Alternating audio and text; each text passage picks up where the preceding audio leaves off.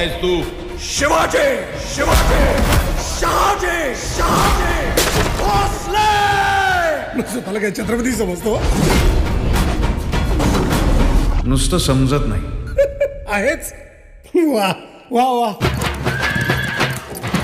रयतेसाठी हात जोडतो, नव मुघलांचे तात तोडतो. कोणी एकेकाळी बळीराजा म्हणायचे आम्हाला.